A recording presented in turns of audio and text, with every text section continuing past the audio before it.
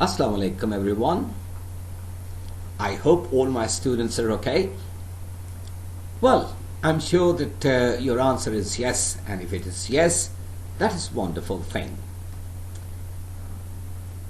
I also hope that you have started working and thinking like an expert who all the time thinks about what are the rules behind English pronunciation, since you are learning nowadays phonetics and phonology. And when I say phonology, that means I'm referring to English language. During the last session, we tried to understand phonology by applying certain examples, and we tried to understand some phonological rules, not the old ones, not the entire ones, but some of the rules which are very important, I think, and sometimes, as a student of English language we come across, because it is possible that when you come across a native speaker, certain assimilations, certain dissimulations, certain elisions are there. So that's why I thought it was appropriate, it was quite appropriate to talk about such rules, right? So I want to welcome you people to session number 23. Alright? This is session number 23. You already know that we are very much engaged in understanding phonology and also what are suprasegmental features. At the same time, we are concerned with prosody. So these are two terms which coincide, as you already know that, okay? So let's see what we have to study today, what we have to understand today in session number 23. Well, dear students, today we have to talk about the role of articulators in features of pronunciation. What is the role of articulators? You know them. You have seen many diagrams. You understand what is the speech mechanism, what is the airstream mechanism inside our mouth or inside the body. So today we have to understand what is their role in the features of pronunciation, what kind of role each and every articulator plays. And we have to understand at the same time, we have to give some time to the articulators. What are the main articulators? What are the other articulators? What is their role in English pronunciation or the features of pronunciation? So let's start our work in session number 23. It is based on role of articulators in features of pronunciation. Well, before I talk anything else, it's very important to understand what's written on this slide. You must remember always that speaking involves controlling parts of the mouth and nose to shape the air that comes from the lungs. That's very important. Because we speak. I am speaking, you're listening. You speak, somebody else listens. But what is in fact speaking? That's very important. Simply saying speaking, all right, that is one of the language skills. That is one of the language skills, this is what we already know. But when I say speaking, remember, it involves controlling parts of the mouth and nose to shape the air that comes from the lungs. That's a very simple statement. But you must understand what is speaking. Alright, the question could be, what is speaking? It's a very simple question, what is speaking? And the answer could be many. You can give your own answer, somebody else can give his or her answer. But as a student of phonetics and phonology, and this time as a student of English phonology, you must remember that speaking involves controlling parts of the mouth and nose to shape the air that comes from the lungs. That means when we say speaking, in fact we are shaping the way the environment, the learning environment, where knowledge is prevailing. What is the effort in fact? Why you are receiving BS or MA English degree? Of course you want to have knowledge. You're trying to seek knowledge. And you're trying to learn skills. But why you want? Because the ultimate outcome is the change in the attitude, a change in the behavior. So it's a very simple answer. Okay? So what is speaking then, as a student of phonology, should be saying that controlling part of the mouth and nose to shape the air, the way we shape after receiving knowledge, after learning skills, we are shaping our personality, in fact. That is the same case over here. Because speaking involves controlling parts of the mouth and nose to shape the air. That comes from the lungs. So that's not a simple story. It's not a simple story that, okay, the air is coming from the lungs and we are just throwing the air outside. But as a student of phonology, there are many things we have to understand. Okay? So this session is primarily on the revision of the names and locations of the articulators that are used to produce the sounds of English. Alright?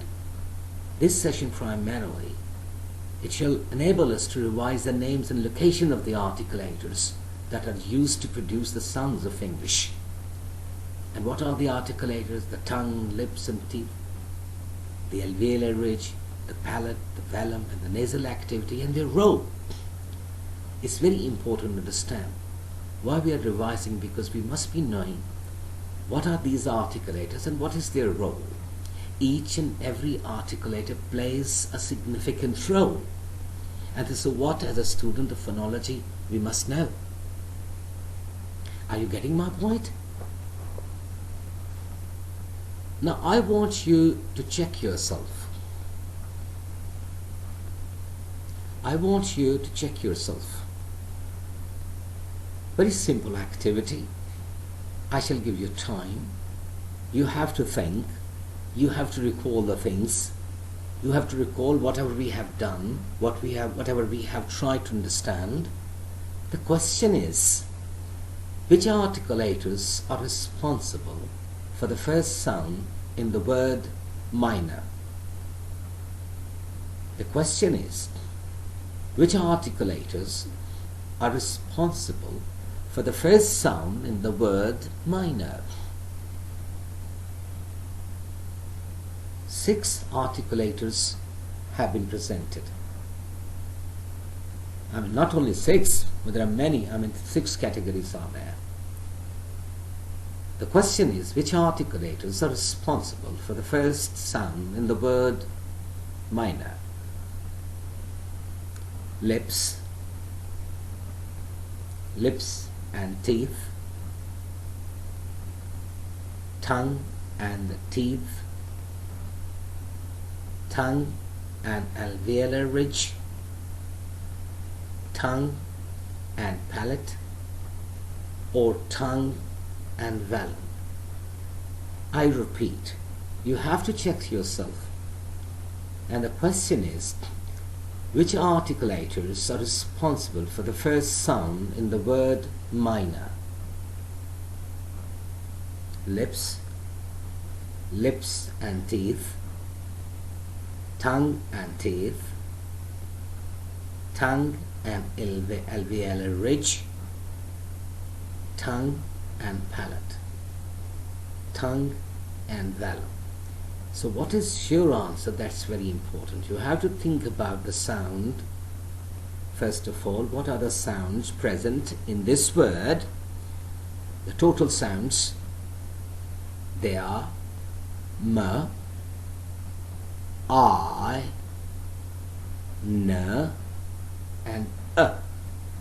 How many sounds? M, I, n, and a. Okay? And the question is, which articulators are responsible for the first sound in the word minor? And the answers are there. Simply you have to find out what are the articulators involved.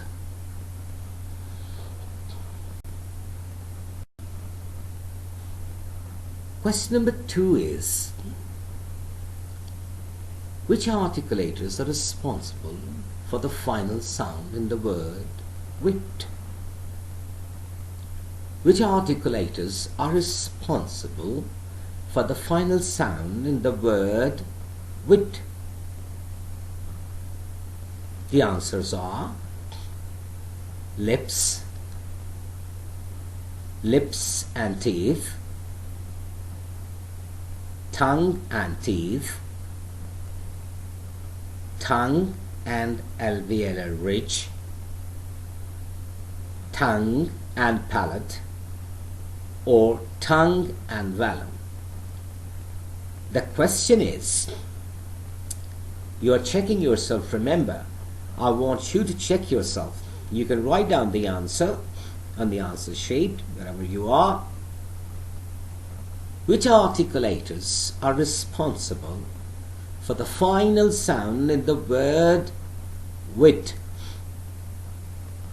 Lips, lips and teeth, tongue and teeth, tongue and alveolar ridge, tongue and palate, tongue and velum. Okay?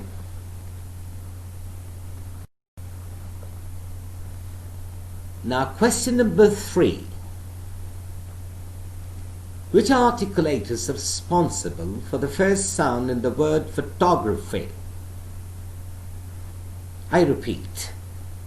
Which articulators are responsible for the first sound in the word photography? The answers are lips, lips and teeth,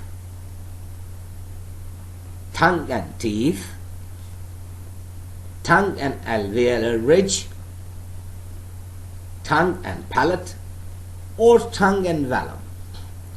I repeat, which articulators are responsible for the first sound in the word photography? The first sound of photography. The answers are lips, lips and teeth, tongue and teeth, tongue and alveolar ridge, tongue and palate, and tongue and velum. So you have to underline, or you have to write down the answer, the correct answer, on the answer sheet. Okay? Well, before we talk about anything else, I think we have to think about the question which I raised and I put on you people by saying that check yourself. I wanted to know about the articulators involved in the production of some sounds. The first was, what are the articulators involved in the production of the first sound of the word minor? My second question was, what are the articulators involved in the production of the last sound of wit, that is ter? And my third question was, what are the articulators involved in the production of the first sound of the word photography? That means I was asking about mer sound, ter sound, and fer sound. That means again that I want to know what are the articulators involved in the production of mer sound. And then I was interested to know what are the articulators involved in the production of ter sound. And finally, I wanted to ask, what are the articulators involved in the production of fer sound? I hope you've got your answers. After having given the answers, it's very important to think about the articulators. And I want you to recall now the articulators. And at the same time, you must recall the articulatory phonetics. At the same time, you must try to recall the classification of consonant sounds, and of course at the same time, the understanding of vowel sounds. But most importantly, what you ought to do is that you have to understand the role of articulators. What is the role? One articulator, or the articulators, or all articulators, they play in the production of speech sounds. And the first articulator we have to talk about is the pharynx. Now if there is a question, what is pharynx? The answer could be that it is a tube which begins just above the larynx, and the top end is divided into two. The first, that it is a tube which begins just above the larynx, and its top end is divided into two. A, the back of the mouth. B, beginning of the way through the nasal cavity. One is the back of the mouth, the second is beginning of the way through the nasal cavity. So this is what we call pharynx, which is a tube whose top end is divided into two. The first one is the back of the mouth, the second is the beginning of the way through the nasal cavity. Now you can recall some sort of diagram which I presented before you time and again, and you can visualize what could be these parts: the back of the mouth and the beginning of the way through the nasal cavity. Back of the mouth. For example, back of the mouth, say for example that is soft palate area. What happens over there? What happens over there? So that part in fact plays the role of stopping the air going to oral cavity when we are producing nasal sounds, such as m, n, and ing. So that is the role played by that particular area. And then the second articulator is the velum, or the soft palate. This is what I was talking about. Right? What is velum? If there is a question, what is velum? The answer is the velum is raised so that air cannot escape through the nose. Okay? Velum is raised. Soft palate. For example, if the speaker is not using nasal sound, that means this part plays another role. It stops the air going to nasal area or nasal cavity, right, and directs the air to go to oral cavity. So remember, when the tongue is in contact with the lower side of the velum, sounds such as k and g are produced. K, g. Now you can detect that they are not nasal sounds. We cannot feel air stream through the nostrils. No, not at all. We are not throwing it out through the nostrils. We are in fact throwing it out. How? Yes, exactly. Through the mouth. But that's very important, that the second main articulator is velum, or the soft palate. Are you getting my point? So what happens? It plays a role to produce sounds like k and g. This time I'm saying k, g. So you can understand, you can just say after me these sounds and you can feel that this is the role soft palate plays in the production of the sounds like k and g.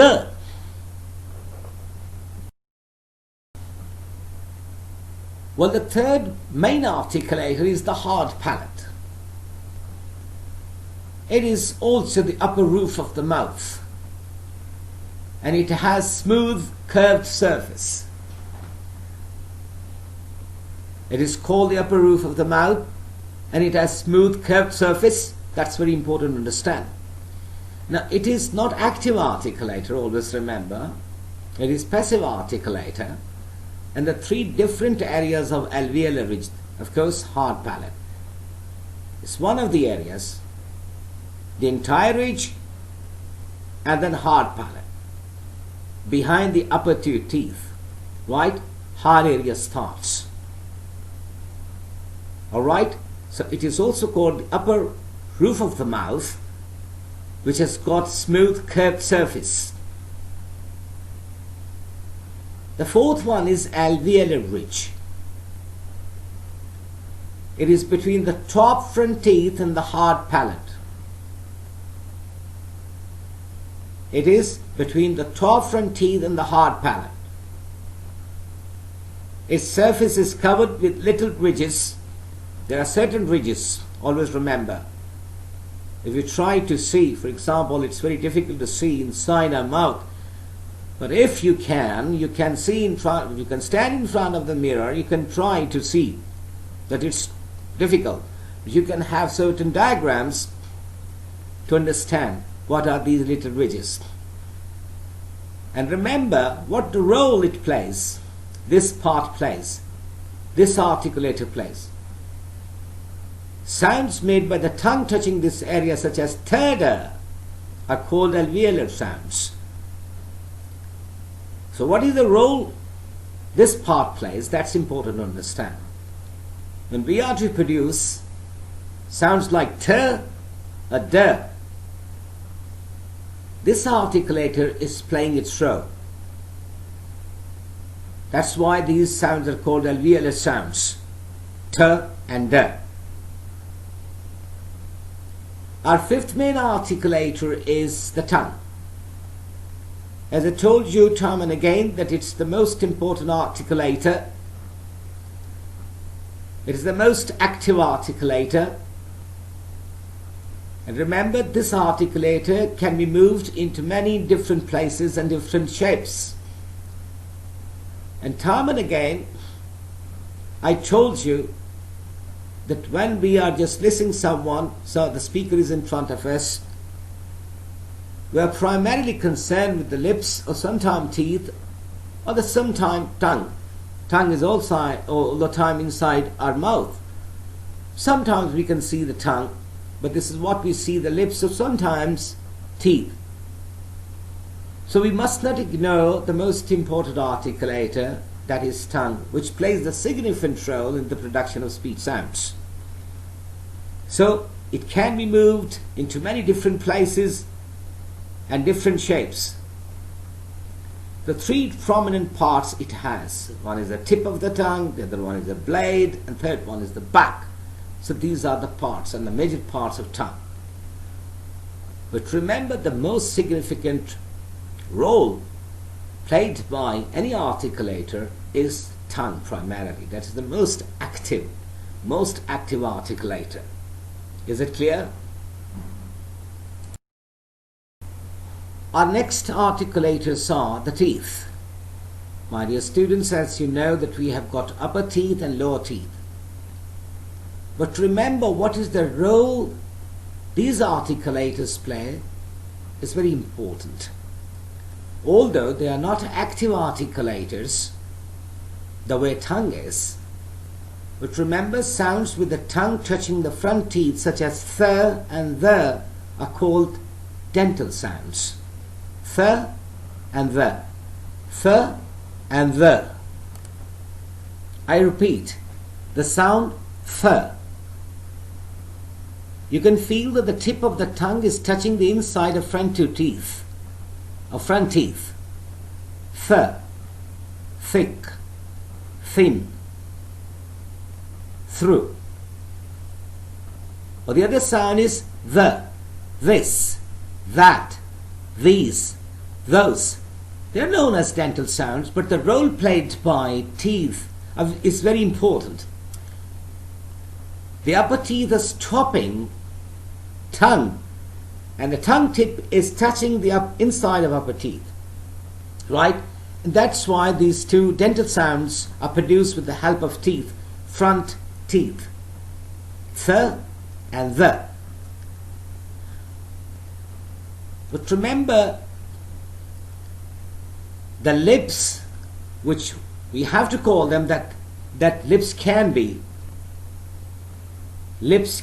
but I'm talking about the articulators of lips, and the lips can be pressed together to produce bilabial sounds such as p and b. Now our seventh articulators are, or the seventh main articulator is the lips, which can be pressed together to produce bilabial sounds such as p and b. Lips. What role lips play? That's very important to understand. All bilabial sounds, for example, it's only p, but m can be added, alright? When pressed together, they produce what? Of course, per and ber. Of course, ma at the same time, but that's the role played by the lips. Then, for example, another one is when brought into contact with teeth to produce labiodental sounds such as f and v. F and v. Upper teeth, lower lip. Alright? When the lower lip is in contact with the upper teeth, the sounds produced are f and v. At the same time, there is a sound that is vowel sound primarily. Ooh. What happens in fact? We round sometimes, right? We round the lips. It can be rounded to produce lip shape for vowels like ooh.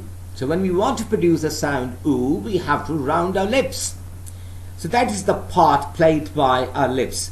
So can be pressed together to produce bilabial sounds such as p and b, brought into contact with teeth to produce labial sounds such as f and v, can be rounded to produce lip shape for vowels like ooh. Okay? Well, after understanding what are the 7 main articulators and their role in the production of certain speech sounds, it's very important that we must remember 3 more articulators. We must remember 3 more articulators. As I told you, all speech organs are important, but some are very important. They are the main articulators, but these 3 are also very significant, and we try to understand their role, their name, their role. The first one is larynx. It's very complex and independent articulator. Adam's apple. Adam's apple, which vibrates when you produce the voice sounds such as z, z. Alright, whatever the voice sounds are. Alright, the role is played by this part of our speech mechanism. The second is jaws. The movement of the jaws, especially the lower one, helps a lot in speaking. Now the lower jaw is all the time busy, and if you want to understand it in another way, I would like to suggest that you must stand in front of the mirror and you must try to speak, and you can see that your lower jaw is moving a lot. So the movement of the jaw, especially the lower one, helps a lot in speaking. Alright? Then nose or the nasal cavity. Nose or nasal cavity. As I told you, that there are certain sounds which are produced through this cavity, nasal cavity. And time and again, I told you and telling you again, very important part of our vocal apparatus of making sounds. So the entire apparatus is what you know. We use this term in the beginning of our sessions or of our semester. I had a talk with you that when we say sound making apparatus, okay, sound making apparatus. So very important role is played by this part of the nasal cavity. We can say specifically when we are producing nasal sounds such as m, n, and ing. And I told you there are 3 nasal sounds which are produced through a nasal cavity. So they are very important. Not only those 7, but these 3 are also very important to remember. And at the same time, it's very important for you people to understand the role played by these 7 plus 3 articulators. Of course, articulators, if I say articulated lungs, right, they are also articulated, but they are not playing that role, but they are all the time just, pumping the air outside and throwing the air upwards. But then, in fact, trachea, the windpipe, and then the larynx, and afterwards, the whole world starts. The world of sound starts. The processor gives shapes to certain, or rather, it directs certain speech organs to produce this kind of sound. So that's very important to understand what is the role played by each and every articulator in the production of speech sounds. It could be larynx, jaws, nasal cavity, whatever else, okay? Well, my dear students, whatever we have been talking about, so far as the 7 plus 3 articulators are concerned, of course, when I said 7, that means 7 main articulators, and I added 3 more to them.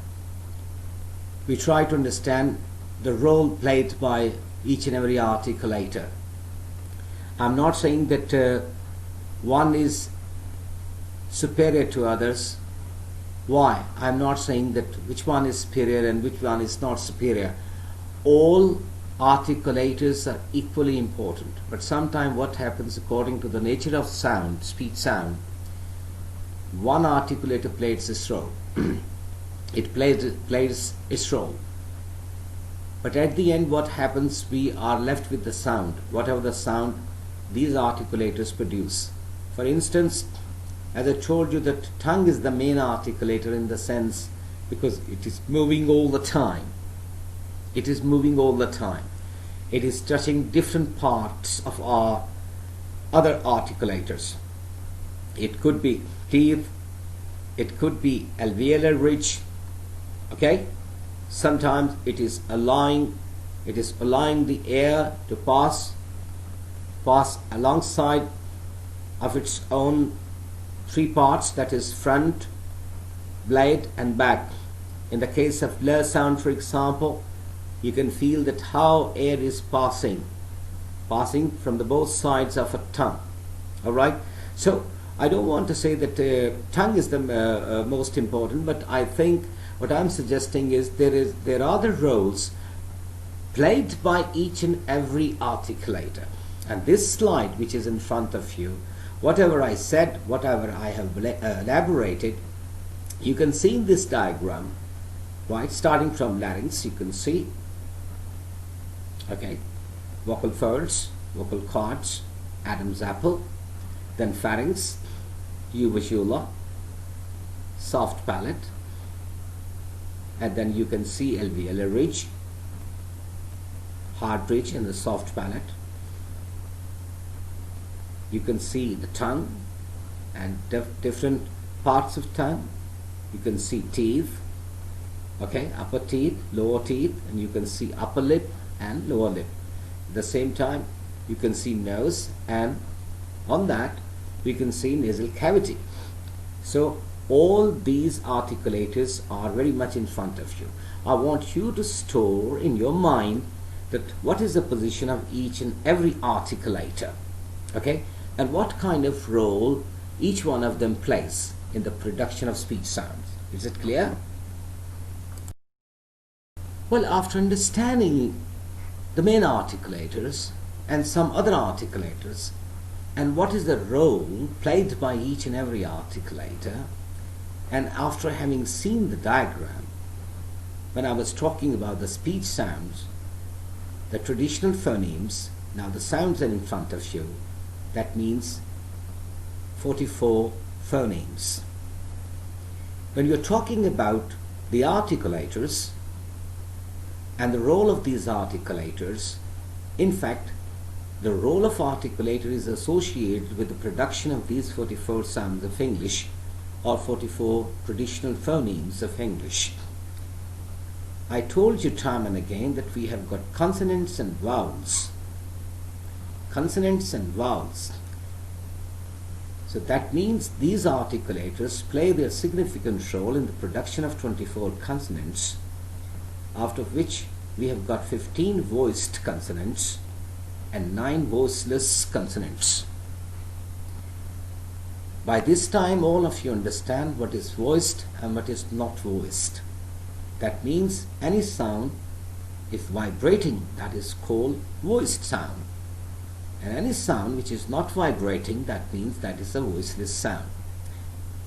So these articulators, in fact, play their role in the production of these consonants. I am not talking about the classification. If we talk about the classification, again, these articulators are primarily the contributors to classify the sounds, or the consonant sounds, for instance. If I say bilabial sound, why I am saying bilabial sound? I am saying bilabial sound because of the role played by two lips, upper lips and lower lips. And when they play their role, that means we are in the position to produce bilabial sounds, which are p, b, m, and sometimes w is also included. But most popularly, p, b, and m are bilabial sounds. That means upper lips and the lower lips, they are playing their role in the production of these sounds. That's why these sounds are called bilabial sounds. Similarly, if I am saying one particular sound is voiced, for example, the sound z, z. Now the other articulator is playing the role. We can feel vibration if we put our thumb or finger on Adam's apple. We can feel vibration. So vibration is where? Yes, exactly, at the articulator. Okay? So this is the role played by the articulator. Another articulator, not like lips. So we have got 24 consonants and we have got two categories. One is the voiced consonants, the other one is the voiceless consonants. The second one is vowels. When we talk about vowels, remember, there are three categories. Two are in front of you, pure vowels and diphthongs.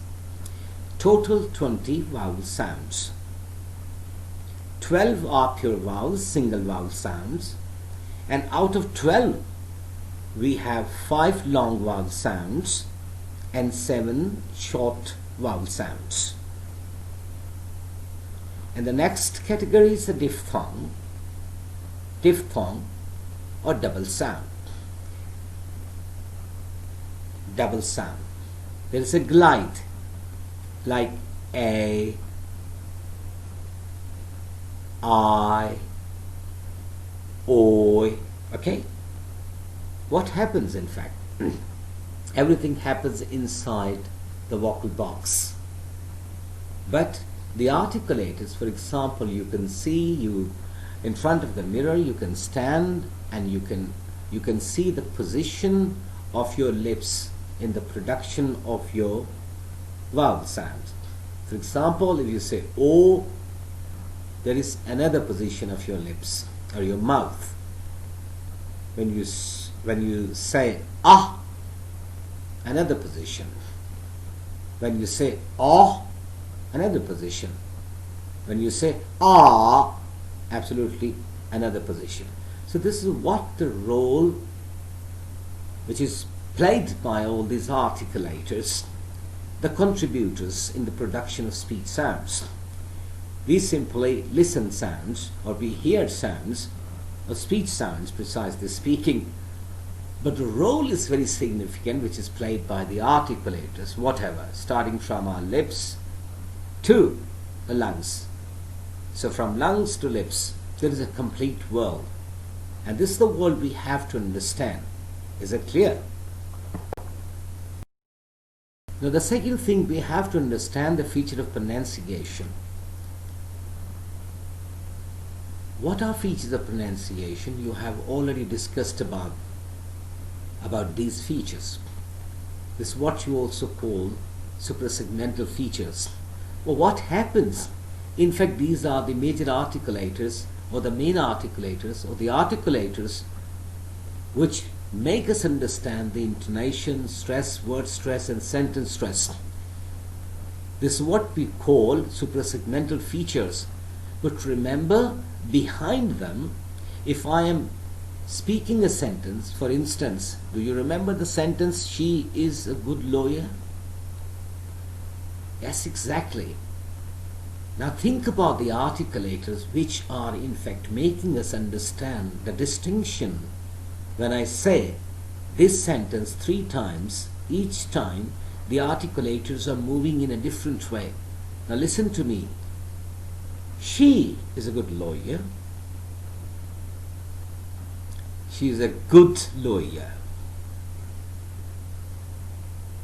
She is a good lawyer.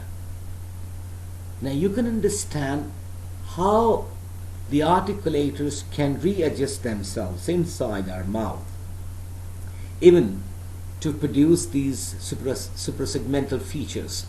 So always remember the significant part is always played by the articulators. Is it clear? Of course, it was not as necessary to talk about or to present this slide, but I thought it was convenient, or it is convenient, that you must be knowing that each and everything is connected with one another. Okay? Well, let's do some activities. These are the activities which I want you to do when you are free. Yes, after watching this particular session, I want you to sit alone and do these activities. It is possible that to do these activities, sometimes you need to refer to some sessions, some other sessions, some previous sessions, or you have to refer to the material I already provided you. Or whatever the material you have, your own material, you can take the assistance from that material. Now, these are the activities you have to do. Number 1. List the differences in production and function of vowels versus consonants. What you need to do? You have to list the differences in the production and function of vowels versus consonants. What is the way to produce vowels and consonants? And what are the ways, or what are the function of vowels and consonants? So this is what activity, or the first activity you need to do, or you have to do. Okay?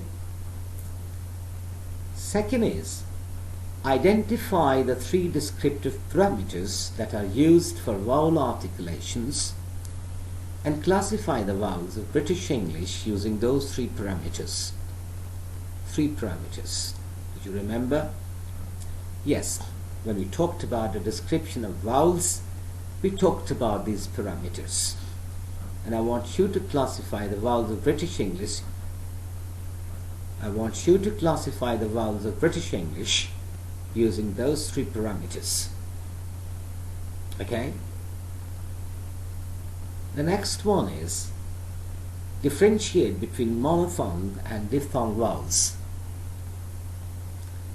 I have just talked about monophthongs and diphthongs when I was having a talk on the 44 traditional phonemes.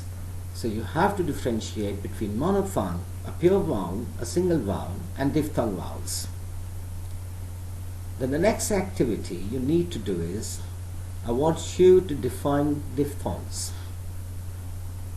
Define diphthongs. The next one is, identify the 4 parameters that are used to describe the articulation of consonants. I want you to identify the 4 parameters that are used to describe the articulation of consonants. Right? We talked about these parameters in detail, and not once, not twice, for more than 4 or 5 times I talked about these parameters. So I want you to identify the 4 parameters that are used to describe the articulation of consonants. Okay? Our next activity is define the various manners of articulation. Do you remember that we talked in detail, we analyzed each and everything comprehensively when we were talking about manners of articulation, when we were engaged to understand the consonants? I hope you remember 3 areas: voicing, place of articulation, and manner of articulation. Okay, so it is possible that you have to refer to that session in which we talked about manners of articulation. So I want you to define the various methods of articulation. Our next activity is classify the consonants of British English according to their organ, place, manner and voicing characteristics.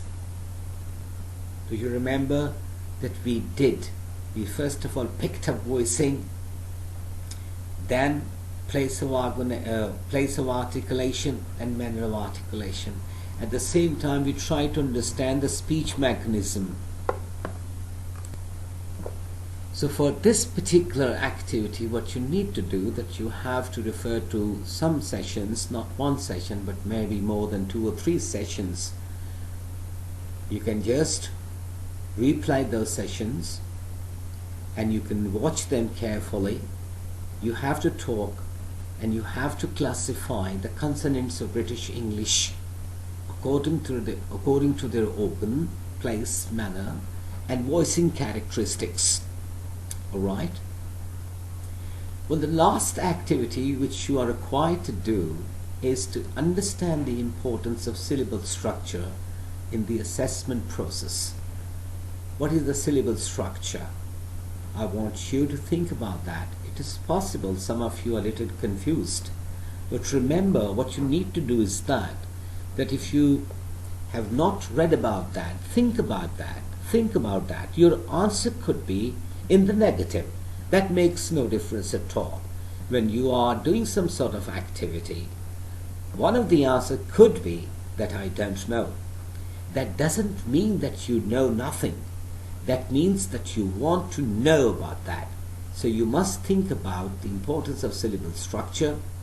The material which you have definitely has got the answer. I want you to look for that and I want you to understand. I'm not saying you have to tell me. I'm not saying that you have to write.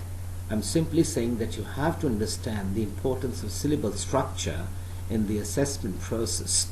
When you are assessing someone, and for example, if you're assessing the spoken English of somebody and you present or you give some sentences to the student and you want the student to present his or her knowledge about the syllable structure, what are the stages, what are the things he or she is to consider, that's very important. So you, by yourself first of all, you have to understand what is the importance of syllable structure or syllable structure in the assessment process when you are assessing someone, okay? When you are assessing someone's speech, so what are the ways you can apply, or you can, what are the yardsticks you can apply to understand that one knows, okay, he is the person or she is the person who knows what is syllable structure, okay? Well, last but not the least, I always emphasize on this part of my session, that is the self-assessment component of the session. Today we talked about the role of articulators in the production of speech sounds. We tried to understand what are these articulators. And more or less we talked about 10 major articulators. I'm not saying that all these are only the major ones, but I think each and every speech organ which is playing its role is major and important articulator. But we try to understand 10 different articulators and their role. What is their role played by each and every articulator in the production of speech sound? This is what we try to understand today. Yes, we try to understand through narration, we try to understand through samples, we try to understand through diagram. At the same time, I gave you some activities which you need to do when you are free at your home. But these activities are not based on today's session only, but these activities are primarily based on certain sessions, previous sessions. I'm not saying that you have to recapitulate all the sessions, but I'm saying that you have to focus on some particular sessions to do these activities. But so far as the self-assessment component is concerned, that is a separate work you have to do. As I told you time and again, that the most important thing for the students, for the learner, is the activity. You can coin your own activities, you can refer to some material, you can refer to online exercises, and so far as phonetics and phonology, especially phonology, is concerned, you've got many exercises available online. You can play, you can answer, you can speak, you can record your voice. Many things are there, many opportunities are there, many activities are there. And when you get yourself engaged in some sort of activity, always remember, you become an active learner. That's why the instructors suggest you. And I, as an instructor, suggest. Why? Not as an instructor, but as a facilitator of learning. If you get yourself engaged in these activities, that means you become learner, or you are facilitator of learning. When you are the facilitator of learning, that means you are stamping on me that this person is also facilitator of learning rather than instructor only. Is it clear? So, for today's task, for today's self-assessment component, what we have? We have what is the role of articulators in the production of speech sounds. I want you to explain the role of articulators in the production of speech sound. So thank you very much for this session. From my side, goodbye and good luck. Stay blessed.